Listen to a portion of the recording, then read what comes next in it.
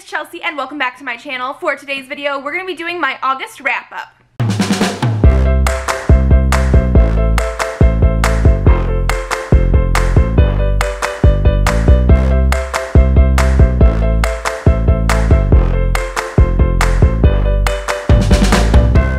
So this was my lowest reading month in a while for me. I only read 6 books, and that is mostly because I was on my honeymoon for August. So all of the books I actually read this month were in ebook form. I will show the covers of them, but I don't have any physical copies of these. The first 3 books that I read while I was on vacation are actually all by the same author. This is an author that I have talked about on my channel before, but this is a completely different series. These are books by Anita Sunday. She is an author who does male-male romances.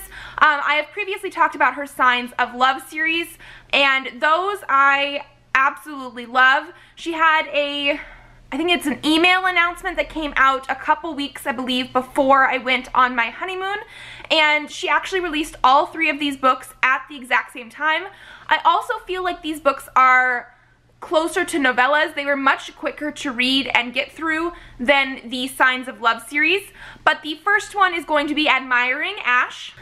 I gave this book a 4 stars. I did enjoy the characters in this book. However, I noticed that this series is slightly different than the Signs of Love series. The Signs of Love series, to me, feels more like a story that just sort of happens to have characters that are LGBTQ. It was more just finding yourself where you were, and then sometimes finding how to make the relationship happen, and I really enjoyed those. Admiring Ash, I believe, is my favorite out of the 3 that I read. However, they are more adult in the themes. They are not as cutesy and dealing with the coming of age type of part of it. I believe the characters are slightly older in these as well. They feel like they've been out of college for a little while. And because of that, there was more physical aspects of the relationship, which is not my favorite part to read about. I prefer more of the character development and the relationship development and the emotions to it. The first book we did get more emotions as it was following 2 different main characters. One was Ash, as in the title, and the other one is named River. They both end up coming together because River was friends with an elderly gentleman who ended up passing away, and this elderly gentleman ended up being related to Ash and giving him a bookstore. Ash does not come from money, and so he then has to sort of deal with the fact that he now has a business that he can run, or there are other people that want to buy this from him. But all of these things that Ash is considering doing are also heavily tied to River's emotional feelings toward a person that he had known for almost his entire life, sort of like a grandfather. I really did enjoy the characterization of both of these characters and everything they had been going through. One thing to note with a lot of Anita Sunday's work is that she does have interconnected storylines. So like the first book in this series was Admiring Ash, and then there are other characters that are side characters in this series that eventually become the main characters of subsequent books. But I really did enjoy this one. I gave it a 4 out of 5 stars. The second one in this series is Beggin Ben. I would say I'd probably give it like a 3.5 stars. Not that it was bad or anything, but this one definitely heavily relied on the physical aspect of the relationships to get this going. I also felt that it had a little bit more of a stereotypical male-male romance. In this one, we follow Ben and Landon. Landon is River's brother from the first book, and Ben is a lifelong friend. And it was definitely one of those books where it was like the fake relationship between friends, so it was almost like friends to lovers as well. But I just felt it was a little bit more cliched, and because it relied so heavily on the physical aspect of the relationship, I didn't feel a connection to those characters very much, even though they were in the first book as well. Again, it was still a really good story. I am giving it 3.5 stars. I just did not prefer it as much as the previous book and the Signs of Love books. And then the third book by her that I read is Challenging Chance. That is the last book in this series that is out so far. This one I actually liked a little bit more than Beggin Ben, but slightly less than Admiring Ash, so probably like a 3.75 stars.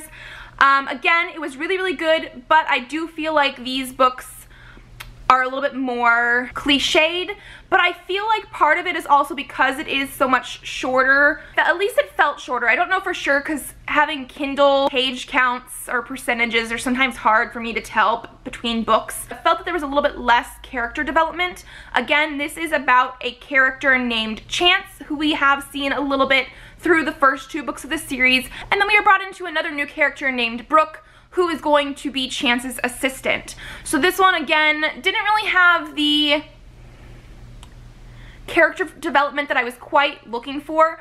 This one, again, heavily relied on physical aspects of the relationship to move that relationship forward, and not as much of a emotional connection, which there was some near the end, but I do prefer that to be the focus. And so I feel like her series for me is going to be the Signs of Love series, which again I think I've said a million times right now, but I feel the connection to those characters more than this series. This series is a nice, quick, fun read, but they are definitely going to be more heavily physical in the relationship. I'll still read her books because I do like the way that she writes and the stories that she wants to tell, but I just don't think I like these as much as the first series.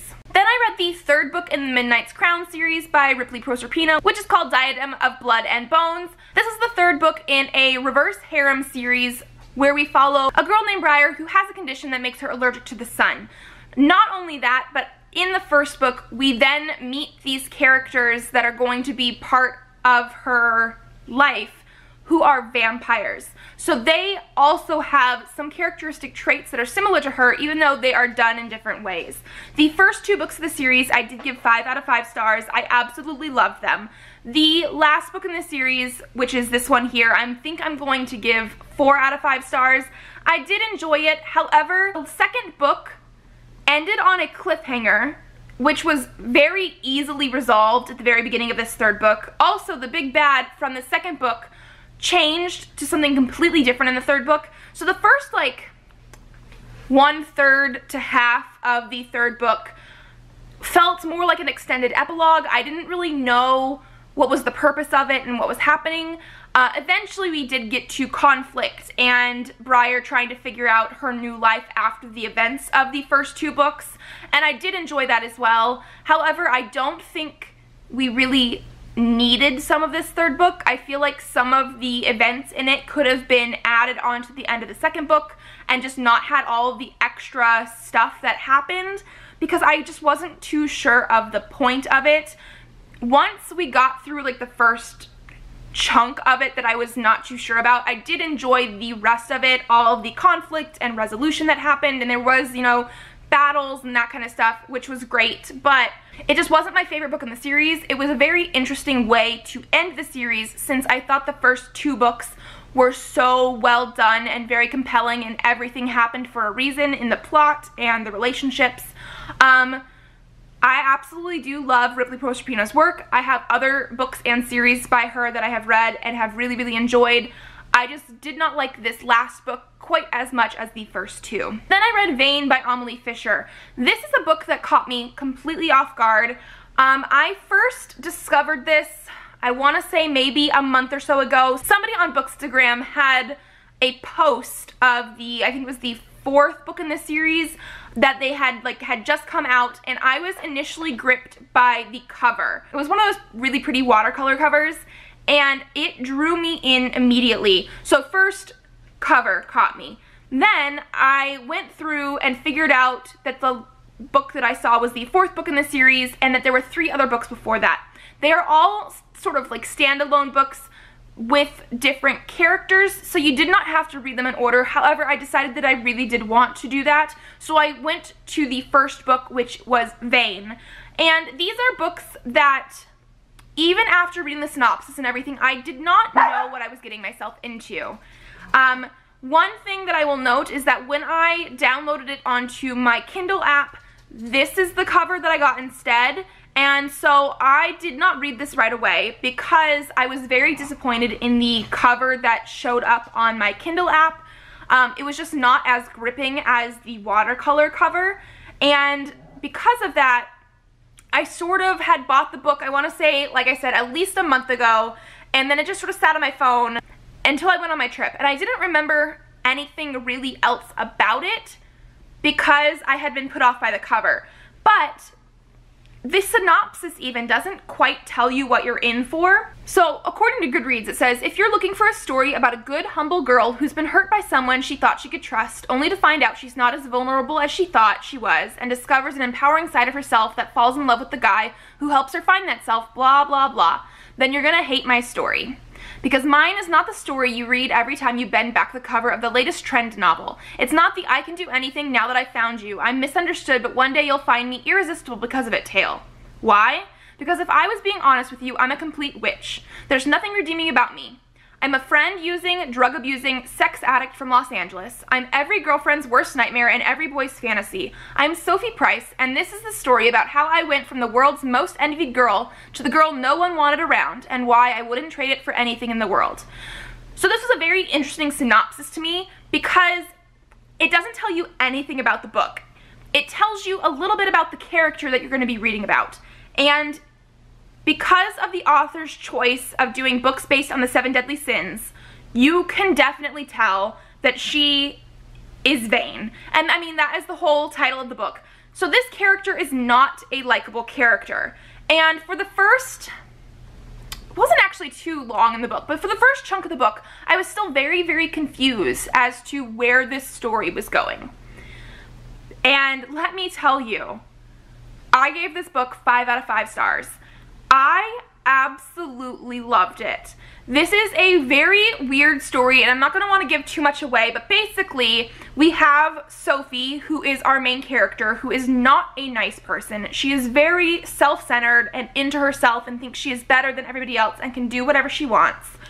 And something happens where then she ends up getting punished by having to go to help in an orphanage in Africa, where there is like no electricity really, and everything is like not what she is used to. It is not a nice place to live. And her character development over this book, I think, is what sold it to me. It is very little at a time, so you do have to get through her being her. And the story, again, it's really hard to explain. It is completely a character-driven story, and it is so good. This is one of those stories that I would read when we were flying. We had certain trips that we would, you know, took like an hour to go one way, and I ended up reading this basically on one whole flight, and I ended up trying to hold in tears on the plane because I was reading in public, and it just got to me in such a way that, like, I was so emotional for the character and the events that were happening in this book. It was so good.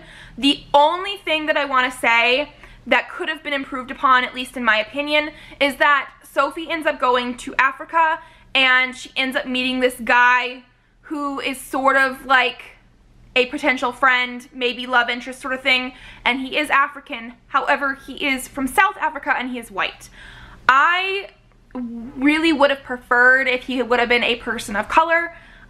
He wasn't, and I almost feel like that was a little bit too easy for the characters, but I sort of understand what the author was doing anyway. Just keep that in mind. But oh my gosh, this is the best book that I have read this month, maybe even in a while. It was so good. Then the last book that I read this month was The Swedish Prince by Karina Halle. This is a book that I think I'm giving 2.5 stars. It was just really not my cup of tea. At first I thought it was going to be something that I would really enjoy. It is an independently published romance novel, which she has said is based on the Roman holiday. Basically what we have here is a woman who is barely 20 years old, who within the first chapter of the book has a devastating event happen in their life and now has to take care of her siblings. So she has to move back home to a small town. On the other hand, we have the Swedish Prince in this book, who is a fictional character, but the position of prince is based on a true monarchy. And this prince ends up needing some time off and has a holiday in America where they incidentally meet. I did not mind most of this book for around the first half. It was not the most amazing story that I had read, but it was very believable. The characters had some good development, and I wanted to see what was happening with them.